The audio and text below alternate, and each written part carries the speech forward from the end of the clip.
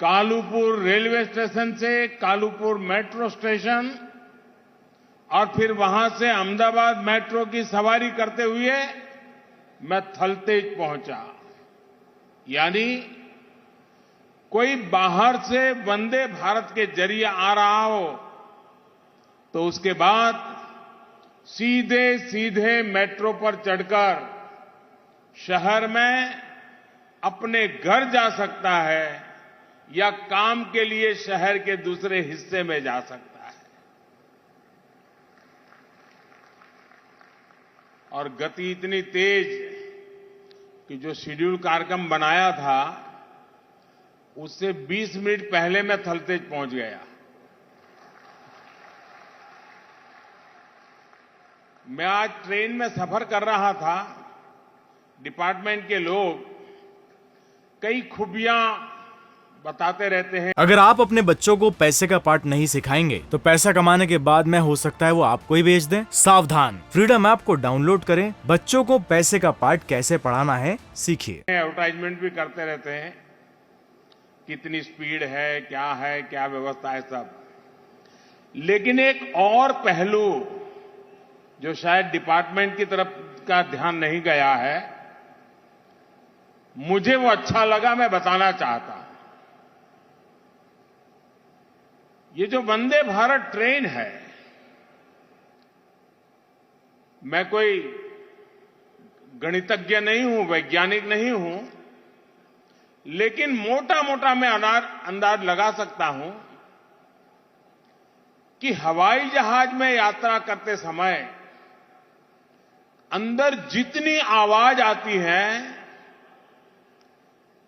Vande Bharat train में वो आवाज शायद 100वें हिस्से की हो जाती है।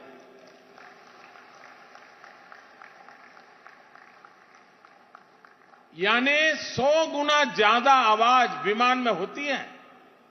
विमान में अगर बातचीत करनी है तो काफी दिक्कत रहती है। मैं वंदे भारत ट्रेन में देख रहा था, आराम से मैं लोगों से बातचीत कर रहा था क्योंकि कोई आवाज ही नहीं थी बाकी। इसका मतलब जो लोग हवाई जहाज के आदी हैं, उनको अगर ये आवाज के विषय में ज्ञान हो जाएगा, मैं पक्का मानता हूं वो हवाई जहाज नहीं वंदे भारत ट्रेन पसंद करेंगे।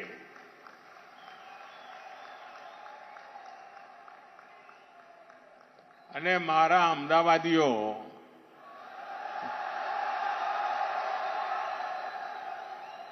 મારે આજે અમદાવાદને 100 સલામ કરવી છે।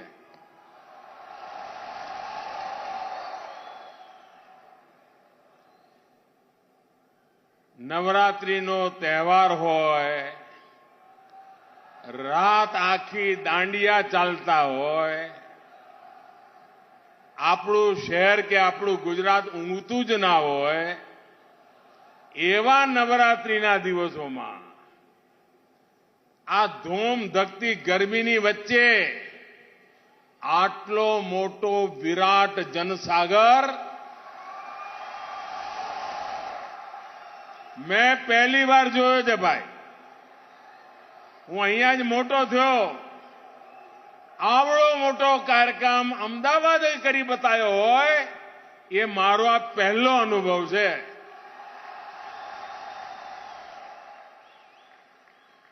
અને એટલા માટે અમદાવાદીઓને મારા 100 સલામ।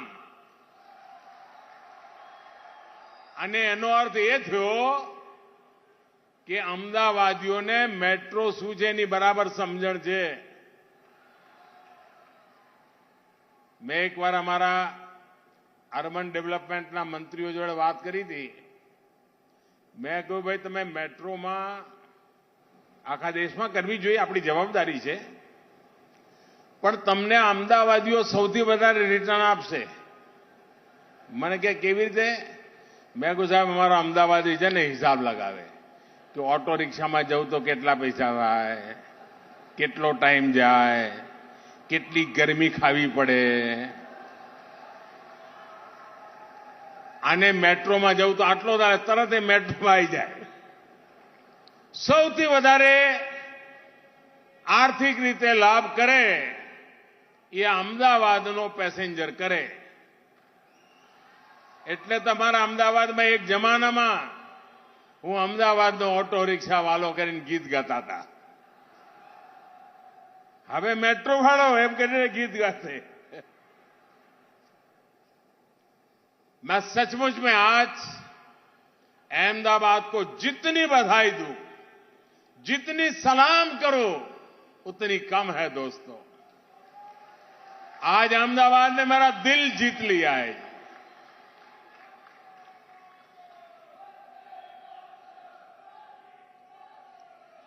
भाई और बहनों, 21वीं सदी के भारत को देश के शहरों से नई गति मिलने वाली है. हमें बदलते हुए समय और बदलती हुई जरूरतों के साथ अपने शहरों को भी निरंतर आधुनिक बनाना जरूरी है. शहर में ट्रांसपोर्ट का सिस्टम आधुनिक हो, सीमलेस कनेक्टिविटी हो, यातायात का एक साधन दूसरे को सपोर्ट करे, ये किया जाना बहुत आवश्यक है. और जो गुजरात में मोदी की पर बारीकी नजर रखने वाले लोग हैं, वो वैसे एक अच्छी जमात है और एक तेज जमात भी है. उनको ध्यान होगा, जब मैं यहां मुख्यमंत्री था, मुझे साल तो याद नहीं है, बहुत वर्षों पहले हमने अहमदाबाद में मल्टी मॉडल ट्रांसपोर्टेशन को लेकर के ग्लोबल समिट किया था. यानी उस समय भी मेरे दिमाग में चलता था, लेकिन कुछ विषय भारत सरकार के होने के कारण मैं तब नहीं कर पाया. अब आपने मुझे वहां भेजा तो मैंने अब ये कर दिया.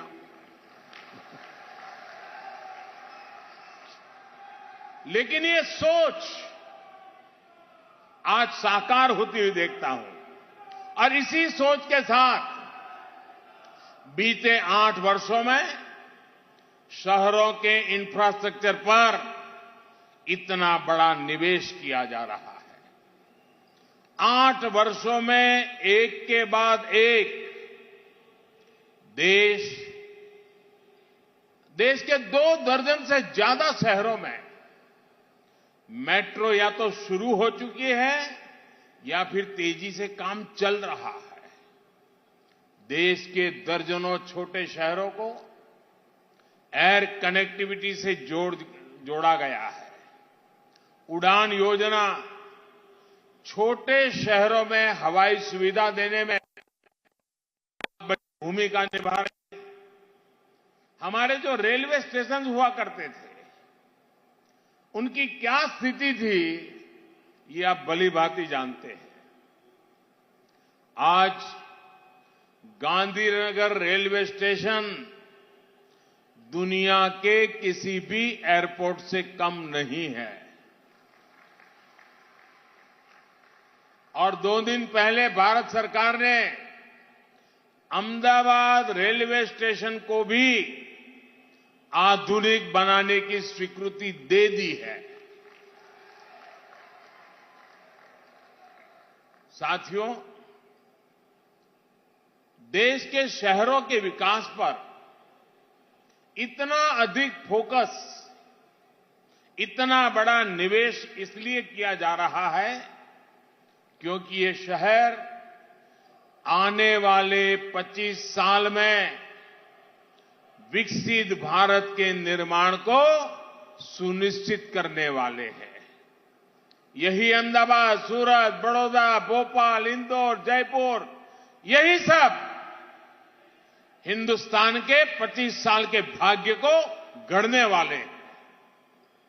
ये निवेश सिर्फ कनेक्टिविटी तक सीमित नहीं है, बल्कि दर्जनों शहरों में स्मार्ट सुविधाएं बन रही हैं, मूल सुविधाओं को सुधारा जा रहा है, मुख्य शहर के आसपास के इलाकों, सबर्ब्स को विकसित किया जा रहा है.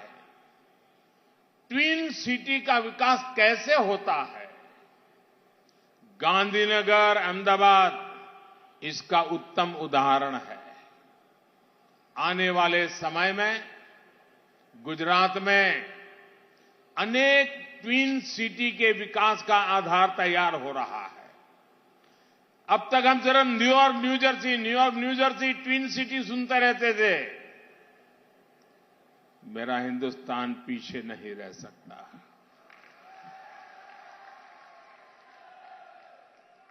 और आप अपनी आंखों के सामने देख सकते हैं अहमदाबाद गांधीनगर का विकास, ट्विन सिटी का वो मॉडल।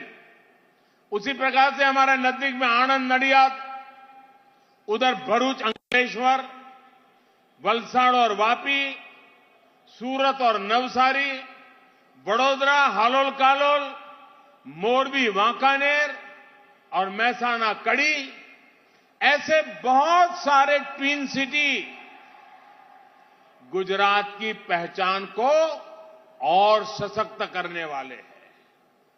पुराने शहरों में सुधार और उनके विस्तार पर फोकस के साथ साथ ऐसे नए शहरों का निर्माण भी किया जा रहा है जो ग्लोबल बिजनेस डिमांड के अनुसार तैयार हो रहे हैं। गिफ्ट सिटी भी इस प्रकार के प्लग एंड प्ले सुविधाओं वाले शहरों का बहुत उत्तम उदाहरण है। साथियों, मुझे याद है जब मैंने गिफ्ट सिटी की बात शायद 2005-6 में कही थी, और उस समय जो मेरा विजन था उसका एक वीडियो प्रेजेंटेशन किया था, तो बहुत लोगों को लगता था यार ये क्या बातें करते हैं, कुछ हमारे देश में हो सकता है ऐसा। मैंने उस समय लिखा हुआ पढ़ा भी है और सुना भी है। आज गिफ्ट सिटी आपके आंखों के सामने खड़ा हो चुका है दोस्तों, और देखते ही देखते हजारों लोगों को रोजगार देने वाला केंद्र बन रहा है। साथियों, एक समय था जब अहमदाबाद में ट्रांसपोर्ट का मतलब क्या, આપણે ત્યાં અમદાવાદમાં ટ્રાન્સપોર્ટ એટલે લાલ બસ, લાલ દરવાજા લાલ બસ અને હરીફરીને રિક્ષાવાળો। साथियों, जब मुझे गुजरात ने अपनी सेवा का अवसर दिया तो मेरा सौभाग्य रहा कि हम यहां बीआरटी कॉरिडोर पर काम कर पाए। ये भी देश में पहला था। मुझे तो बीआरटी बस की पहली यात्रा का साक्षी बनने का सौभाग्य भी मिला था। और मुझे याद है लोग विदेश से आते थे तो अपने परिवार को कहते थे कि इस बार जब गुजरात जाएंगे तो जरा बीआरटी में ट्रैवल करना है, बहुत पढ़ा है, बहुत सुना है। साथियों, तब भी कोशिश यही थी कि सामान्य नागरिक, सामान्य जन, उनकी सुविधा कैसे बढ़े, उनके लिए सीमलेस कनेक्टिविटी का लाभ कैसे मिले। और लोकतंत्र और शासन का यह काम होता है कि सामान्य नागरिक की आवश्यकताओं के अनुसार और देश को नई ऊंचाइयों पर ले जाने के संकल्प के साथ विकास की यात्रा को इन दो पटरी पर चलाना होता है। आज उसी सपने को भव्य रूप से हम सच होते देख रहे हैं। मैं इस अवसर पर हृदय से आप सभी लोगों को बहुत बहुत बधाई देता हूं। साथियों, आज अहमदाबाद मेट्रो के लगभग 32 किलोमीटर सेक्शन पर यात्रा शुरू हुई है। और ये आपको सुनकर के आश्चर्य होगा, भारत में मेट्रो की शुरुआत हुई तब से अब तक में ये पहली बार ऐसा रिकॉर्ड बना है कि एक ही साथ 32 किलोमीटर करीब करीब उसकी यात्रा का लोकार्पण हुआ है। इसकी और एक विशेषता रही है, रेलवे लाइन के ऊपर से मेट्रो ट्रैक के निर्माण की मुश्किल चुनौतियों के बावजूद ये काम तेजी से पूरा हुआ है। इससे मेट्रो के लिए अतिरिक्त जमीन की जरूरत भी नहीं पड़ी। आज मेट्रो के पहले फेज का लोकार्पण हुआ है। वहीं फेज 2 में गांधीनगर को कनेक्ट किया जा रहा है। भाइयों और बहनों, अहमदाबाद और मुंबई के बीच शुरू हुई वंदे भारत ट्रेन से देश के 2 बड़े शहरों के बीच सफर को आरामदायक भी बनाएंगी और दूरी को भी कम करेगी। सामान्य एक्सप्रेस ट्रेन अहमदाबाद से मुंबई पहुंचने में करीब करीब 7, साढ़े 7, 8, साढ़े 8 घंटे लगा देती है। कभी कभी उससे भी ज्यादा समय लगता है। शताब्दी ट्रेन भी कभी 6, साढ़े 6, 7, साढ़े 7 घंटे तक समय ले लेती है।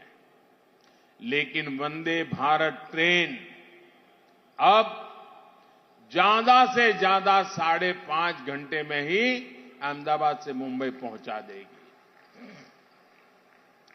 धीरे धीरे इसमें और सुधार होने वाला है। और आज जब मैं वंदे भारत ट्रेन को बनाने वाले चेन्नई में बन रही थी, उसके बनाने वाले सारे इंजीनियर, वायरमैन, फिटर, इलेक्ट्रिशियन, इन सब से मिला और मैंने उनको पूछा, बोले साहब आप हमें काम दीजिए, हम इससे भी अच्छा बनाएंगे, इससे भी तेज बनाएंगे और जल्दी से बनाएंगे। मेरे देश के इंजीनियर्स, टेक्नीशियंस, इनका ये आत्मविश्वास, उनका ये भरोसा मुझे इस बात पर विश्वास से कहने के लिए प्रेरित करता है कि देश इससे भी तेज गति से बढ़ने वाला है। यही नहीं, बाकी ट्रेनों की तुलना में इसमें ज्यादा यात्री सफर कर पाएंगे। मैं एक बार काशी से स्टेशन पे पूछ रहा था, मैंने कहा भाई वंदे भारत ट्रेन का क्या एक्सपीरियंस है? बोले सबसे ज्यादा टिकट वंदे भारत की जा रही है। मैंने कहा वो तो कैसे संभव है? बोले साहब गरीब लोग इसमें जाना पसंद करते हैं, मजदूर लोग जाना पसंद करते हैं। मैंने कहा क्यों? बोले साहब उनकी 2 लॉजिक है।